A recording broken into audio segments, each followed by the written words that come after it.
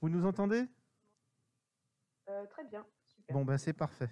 Donc, eh bien, on va vous remettre le prix Van Stralen à distance, en vous félicitant pour votre thèse.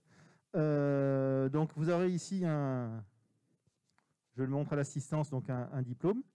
Avec ce diplôme, vous aurez aussi donc une médaille qui a été gravée, donc une médaille à l'effigie de Victor Van Stralen, qui était un généreux donateur à la Société géologique de France. Donc vous aurez cette médaille qui vous sera qu'on vous fera parvenir. Et le prix de thèse est aussi doté sur le fonds Van Stralen de la Société géologique de France. Et donc il s'accompagne d'une somme de 2 000 € qui vous sera donc remise par visio. Donc a priori ça marche bien. Donc je vais vous laisser faire votre exposé, nous présenter vos résultats de thèse. Puisqu'après on est bon. Donc je vous laisse la parole, on vous écoute. Eh bien, d'abord, je tenais à féliciter Manon Villers, et puis je vais essayer de faire aussi bien qu'elle. Alors, il faut partager. Par contre, je n'avais pas accès au partage d'écran, donc là, ça risque d'être problématique pour présenter. Ah, c'est bon. OK.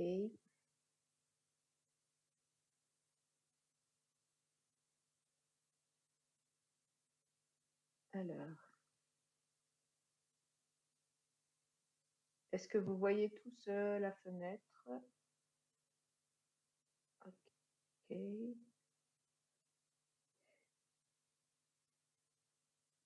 Alors, je ne sais pas si c'est assez fluide ou pas, comme je n'ai pas de rendu visuel, je ne peux pas trop savoir. Donc, je vais commencer, et puis si vous êtes perdu, et ben, vous me le dites, et puis je reviendrai en arrière.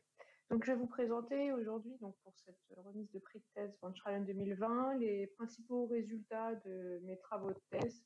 Donc, ma thèse qui a porté sur l'évolution des propriétés de transfert des grès par diagénèse et déformation, avec application aux formations du Bunsenstein Group dans le Graben du Rhin. Donc, cette thèse a été co-encadrée par Yves Giraud de l'Université de Lorraine et Isabelle Moretti, ancienne directrice chez Engie et maintenant à l'Université de Pau. Et actuellement, je suis à la TU Darmstadt en Allemagne. C'est pour ça que je n'ai pas pu vous rejoindre aujourd'hui. Donc, cette présentation, elle va travailler sur ces points suivants. Donc, l'introduction, je vais introduire rapidement le contexte géologique de la zone. Et ensuite, je présenterai les principaux résultats sur le contrôle structural multi-échelle et le contrôle sédimentaire multi-échelle. Et ensuite, je reviendrai sur la caractérisation de l'historique des circulations de fluide dans la zone avec un modèle conceptuel qui est le résultat final de ma thèse.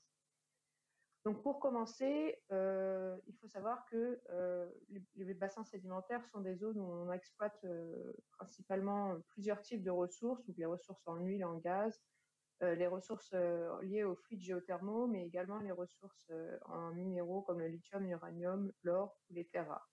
Donc moi, dans la thèse, je me suis focalisée sur un exemple de rift, le rift du Fossé Rhénan, qui est pointé ici avec la petite flèche noire. Donc c'est un tout petit bassin à l'échelle de la Terre, mais il y a pas mal d'informations qui sont encore pas très bien comprises dans cette zone quand j'ai commencé ma thèse. Donc le Fossé Rhénan, c'était un rift cénozoïque d'une longueur de 300 km orienté nord-nord-est qui s'étend entre Francfort au nord et le front du Jura au sud et qui est encadré à l'est et à l'ouest par la forêt noire et par les Vosges. Dans ce bassin de rift qui s'est donc ouvert au Cénozoïque, on a toute une partie de dépôts pré-rift donc qui vont du Permien jusqu'au Jurassique et ensuite donc l'ouverture du rift au Cénozoïque avec les différentes séries Saint-Rift et post-rift.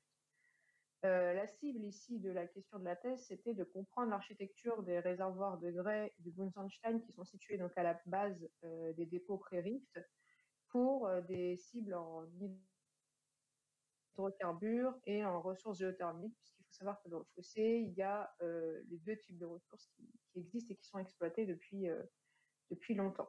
C'est un système complexe géologiquement puisqu'on a l'enfouissement qui est variable au cours du temps, puisqu'on a déjà un enfouissement qui varie au Mésozoïque à l'échelle régionale et cet enfouissement est encore plus complexifié par l'histoire cénozoïque avec le développement du rift.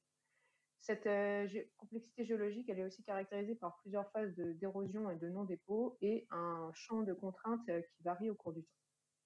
Donc là, la principale question lorsque j'ai commencé la thèse, c'était comment est-ce que les fluides migrent d'une rivière vers le réservoir ou comment les circulations de fluides sont organisées à l'échelle du bassin dans le fossé rhénan. Dans le fossé, pour ce qui est des ressources géothermiques, on a plusieurs anomalies de température. Ici, vous avez une carte avec les températures qui sont à 2000 mètres de profondeur. Donc, vous avez certaines zones, notamment au niveau de Soult, Landau, et puis un petit peu plus au nord, des anomalies de forte température à faible profondeur qui pourraient être expliquées par des circulations de fluides contrôlées par les systèmes de faille.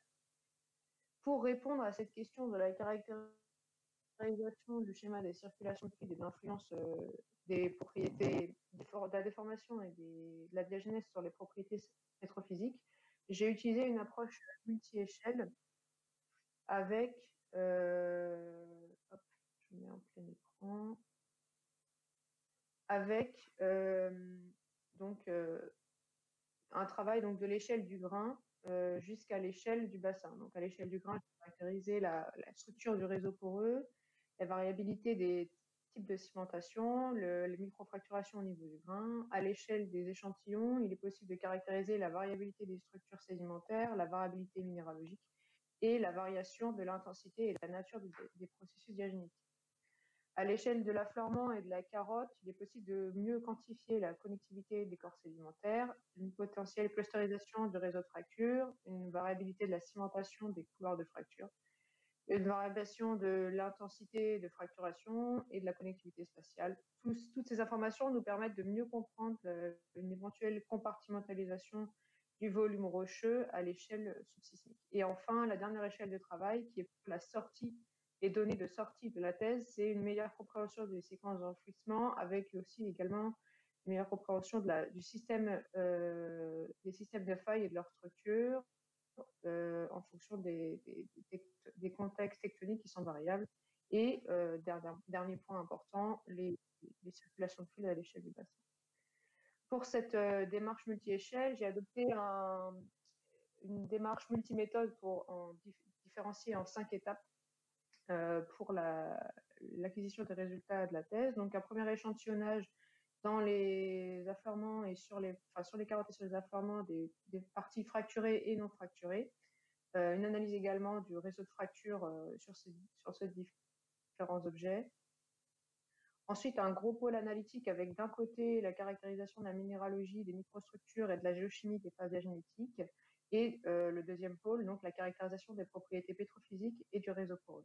Toutes ces données analytiques m'ont permis de construire, donc, d'un premier point, les séquences diagénétiques des différentes zones étudiées, de créer un modèle conceptuel de circulation fluide et de mieux caractériser l'évolution des propriétés réservoirs au niveau des zones de faille. Et ce modèle conceptuel a été testé par modélisation de bassin. Donc, je vais revenir maintenant sur la caractérisation multi-échelle du contrôle structural dans cette unité. Donc, à l'échelle du bassin, on a une segmentation avec des failles qui vont être de 2 ordres différents. On va avoir des premières failles qui vont être qui vont délimiter des blocs de largeur kilométrique, pardon, et donc avec des orientations qui vont être pour la majorité nord 30, nord 10 et une seconde famille qui va être nord 80, nord 90. Lorsque l'on s'intéresse aux structures de plus petite taille, on remarque qu'on a toujours la même distribution en termes de grandes familles de fractures. Par contre, de failles, pardon. Par contre, les dimensions de chaque famille vont changer lorsqu'on change d'ordre de grandeur. À l'échelle du champ, parce que j'ai aussi également travaillé sur un champ qui est situé du côté allemand du fossé à Römerberg, on observe également une segmentation particulière du système de failles entre les failles donc, du coup, de second ordre que l'on a vu à l'échelle du bassin et les failles de troisième ordre qui, pour le coup, permettent de mieux exprimer la direction est-ouest. On peut également, à partir de ces pointées de faille, récupérer ici une estimation de l'intensité en P21 de la fracturation qui peut être une sortie assez intéressante pour des modèles réservoirs à l'échelle du champ. Une autre donnée sur laquelle je me suis intéressée, c'est le contrôle sédimentaire des circulations de fluides dans ce type de formation, puisque à partir des travaux de Sébastien Haffen, il y a déjà une bonne caractérisation pétrophysique des formations du Mont-Saint-Michel. Moi, je suis intéressée au rôle de la présence de la fracturation dans ces niveaux-là sur les propriétés pétrophysiques in situ. Donc, on arrive à identifier plusieurs comportements au niveau des fractures. Certaines fractures, donc ici comme sur la figure A, vont permettre de connecter de manière très locale les différents niveaux sédimentaires qui ne sont pas cimentés entre eux. Et un autre type de comportement que l'on observe, c'est des fractures qui vont être cimentées partiellement, donc ici par de la barite. Et cette cimentation partielle, en fait, elle permet de conserver l'ouverture en profondeur des fractures et donc de favoriser le comportement de drain. D'autres types de comportements que l'on observe, et ceci plus dans la partie supérieure des formations de Bunsenstein, ce sont des fractures qui vont être cimentées et donc là qui vont avoir un rôle barrière, qui vont empêcher l'écoulement des fluides donc de la matrice vers les fractures. Et ces cimentations sont majoritairement portées par des sidérites et des entières. Toutes ces données ces données sur les échantillons, sur les lames minces et sur les propriétés pétrophysiques m'ont permis de construire un modèle conceptuel du comportement global du réservoir avec, donc au niveau des zones de faille, des propriétés de transfert qui sont contrôlées à la fois par la densité de fracture, par la porosité matricielle, et tout ceci aboutit à une perméabilité globale qui va varier en fonction de ces différents facteurs structuraux et sédimentaires. Et ainsi, donc sur différents puits, j'ai été capable d'identifier sur chaque intervalle quel était le principal facteur contrôlant sur la perméabilité. Donc, lorsque on a donc ici parfois des niveaux qui vont être simplement contrôlés par l'architecture sédimentaire ou les propriétés diagénétiques. Et dans d'autres niveaux, ça va être l'influence de la présence d'un couloir de fracture ou de la zone de faille qui va influencer principalement les propriétés de transfert. Maintenant, je vais passer sur un troisième aspect de la thèse qui était la caractérisation de l'histoire de circulation de fluide dans le Bunsenstein. Et donc ça va passer par l'utilisation des outils géochimiques, notamment sur les minéralisations de certaines fractures, comme je vous l'ai montré, par de la barytine. Il y avait une des grandes questions sur la thèse, c'était d'où vient cette barytine, quelle est l'origine et quelle est la température de formation de ces cimentations dans les fractures, pour avoir une idée du timing également. Donc pour ceci, j'ai utilisé l'isotopies en soufre pour avoir un proxy de l'origine et l'isotopies en oxygène pour avoir une idée du type de fluide et de la température. Donc ce qu'on remarque, c'est que sur les différentes localités échantillonnées, on a à peu près une signature en soufre qui est assez similaire, sauf pour la fonderie qui était échantillonnée donc, dans les Vosges, dans le socle cristallin. Donc ce qui nous donne comme indice qu'on n'a pas une origine du soufre qui est cristal ici. Pour les oxygènes, les isotopies en oxygène, par contre, on remarque une grande variabilité, notamment une grande variabilité au niveau des échantillons qui ont été prélevés sur les épaules du fossé par rapport aux échantillons qui sont prélevés en profondeur, donc à Romerberg, Lifsheim et Souls, qui sont des échantillons prélevés dans des forages. Donc là, on entrevoit une segmentation entre les précipitations qui sont échantillonnées sur les épaules du fossé et les précipitations qui sont échantillonnées dans les réservoirs actuellement enfouis. Des données d'inclusion fluide ont été également réalisées sur ces différents échantillons. Et ce que l'on remarque, c'est que cette segmentation qu'on voyait sur l'oxygène, l'isotopie en oxygène, on la retrouve également dans les données d'inclusion fluide, avec donc ici tous les échantillons qui ont été prélevés dans la partie interne du fossé vont avoir des inclusions qui vont être avec une salinité variable et une température de piégeage qui est comprise entre 100 et 150 degrés, donc qui sont des températures classiques pour de la minéralisation en contexte de bassin sédimentaire. Par contre, les échantillons qui ont été prélevés sur les épaules du fossé, donc dans le Bunsenstein, présentent des salinités très faibles et des températures de piégeage qui sont très élevées. Donc, ces données qui, a priori, sont assez surprenantes, on peut les expliquer en fait en comparant les données d'isotopie sur l'oxygène avec ces données de température d'inclusion fluide.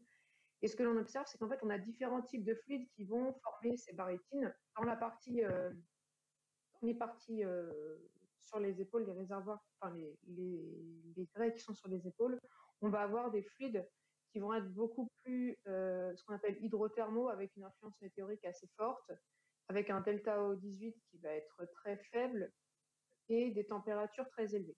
Alors que dans la partie centrale du fossé, dans les réservoirs enfouis, on va avoir une signature un peu plus diagénétique avec un delta O18 plus élevé et une température plus faible.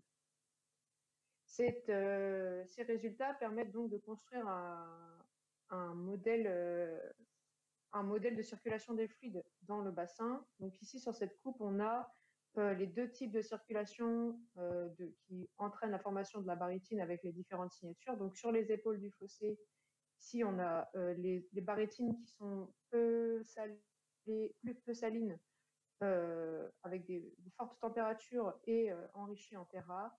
Et sur la partie centrale du fossé, des barytines qui vont avoir des salinités modérées, des températures modérées et une teneur assez faible en terre rare. Donc, ces circulations de fluides, elles sont intégrées à l'échelle du bassin puisqu'on a une recharge sur les épaules et des sorties de ces fluides le long des systèmes de failles. Donc, la question initiale de la thèse, de savoir comment les fluides circulent dans le bassin, elle est répondue en partie ici par le rôle très important de ces zones de failles, notamment des failles internes, sur les circulations de fluides à l'échelle du fossé, puisque l'on a des traces de migration de ces fluides géothermiques et d'hydrocarbures au sein de ces zones de failles.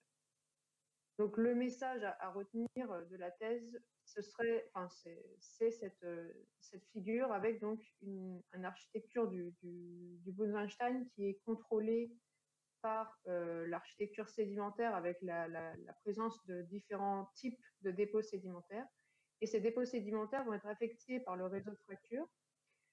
Et ce réseau de fracture et sa clusterisation va favoriser la compartimentalisation du massif rocheux et va influer sur les chemins de circulation de fluide, donc de l'échelle du bassin jusqu'à l'échelle du champ, puisqu'on va avoir une géométrie de circulation de fluide qui va être celle qui est présentée ici, avec donc majoritairement des circulations de fluide chaud le long des zones de faille qui vont percoler dans le réservoir au sein des niveaux sédimentaires les plus perméables et puis remonter progressivement en suivant les couloirs de fracture. Et lorsque l'on rencontre une interface imperméable comme les dépôts de plaine d'inondation, eh bien, on a des fractures qui vont être majoritairement plus cimentées. Donc la fracturation et sa cimentation différentielle sur l'ensemble de la pile sédimentaire, elle peut être expliquée par les différences et les différents chemins de migration des fluides dans le réservoir.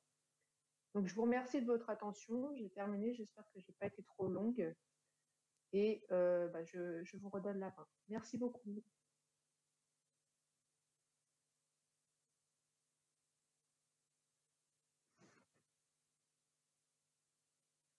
Pour votre exposé. Donc les exposés ont été enregistrés et donc ils sont disponibles sur la chaîne YouTube de la SGF. Et donc nous étions dans la salle et en fait l'écran était un petit peu petit, mais c'est pas très grave.